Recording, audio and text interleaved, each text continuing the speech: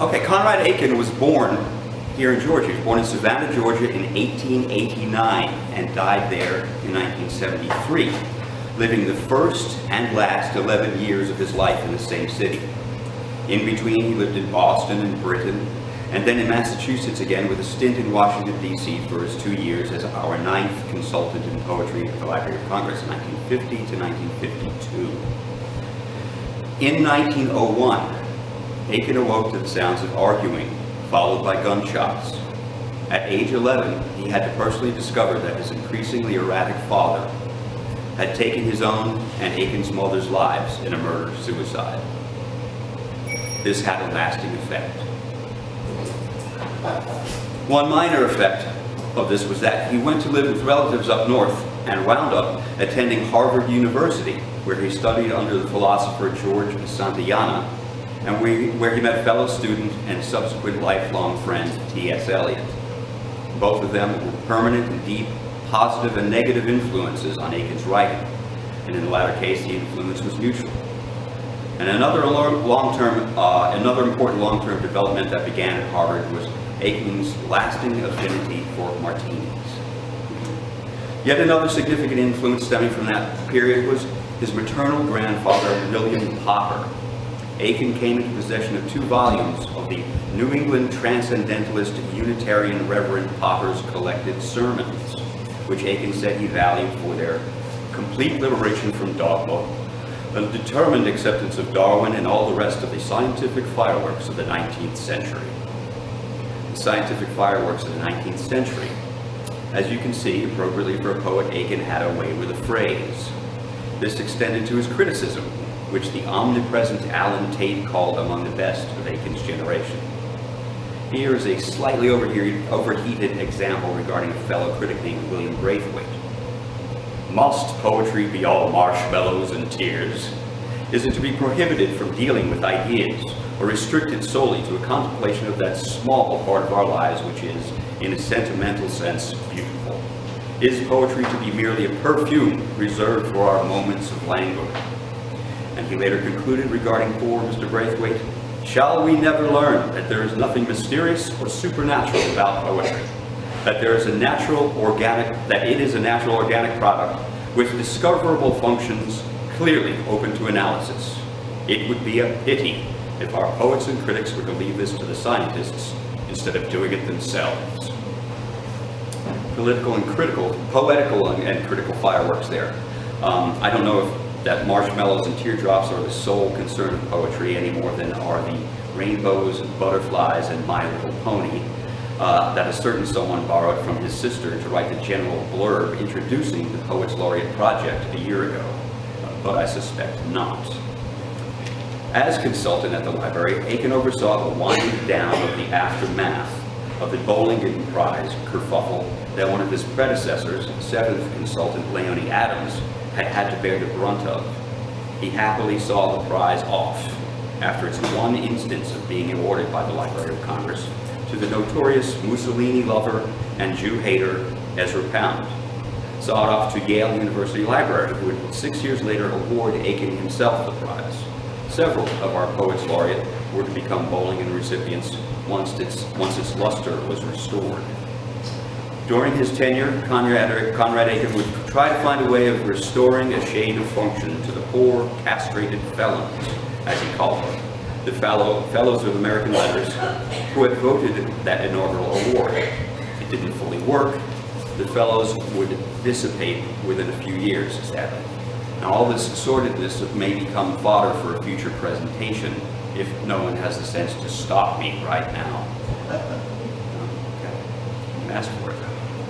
As the last example of Aiken's cantankerous attitude at the Library of Congress, before going on to some short segments of his sometimes very long poems. He said in an interview, I found myself in a battle royal with the bureaucracy from the moment I got there. They were critical of everything I did, even objected to the way I signed letters because I had a habit of putting my signature way out to the right, you see, not under the yours sincerely. And they said, would I please center my signature? So I took pains to put it still further out to the right.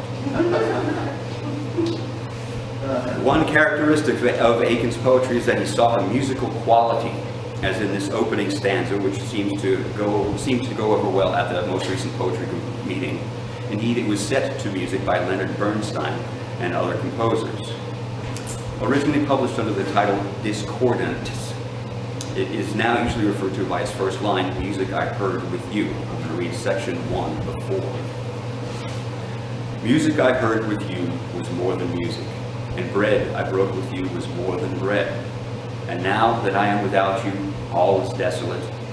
All that was once so beautiful is dead. Your hands once touched this table and this silver, and I have seen your fingers hold this glass.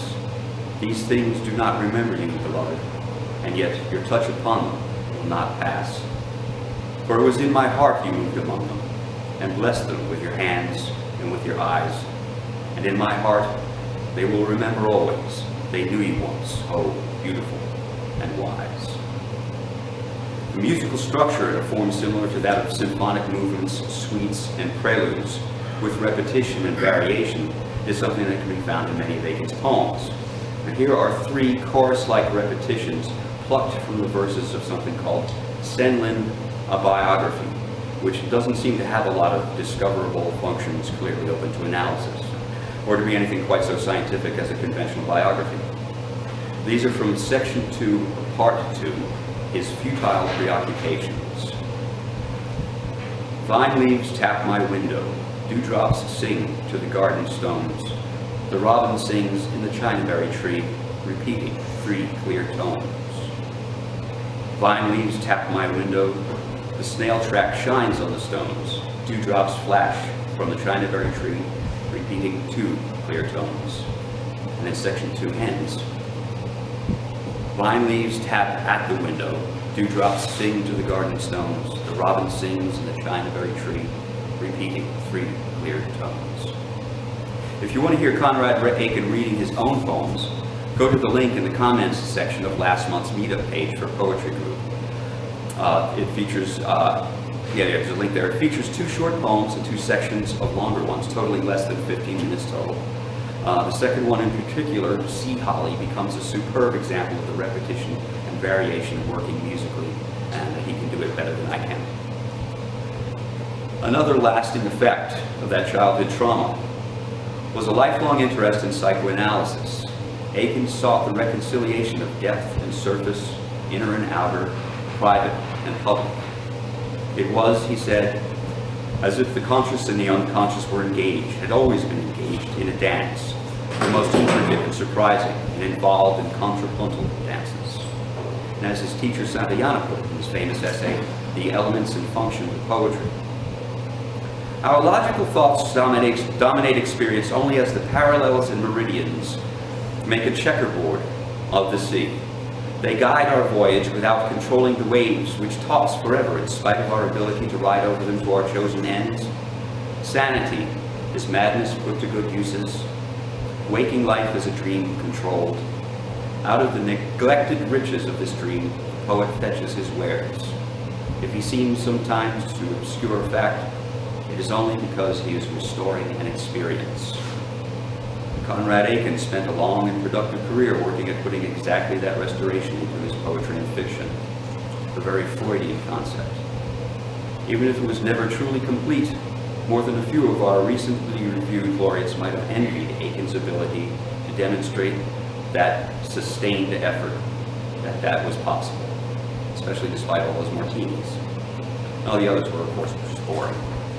And everybody, if you're curious as to why someone as boring as a small city doctor, whose initials most folks with a little bit of literary background and interest would automatically recognize, why he represents a speed bump in our journey through the American Poets Laureate, keep yourself abreast of the developments of the future sermons and fireworks at the Poets Laureate Project. Cheers.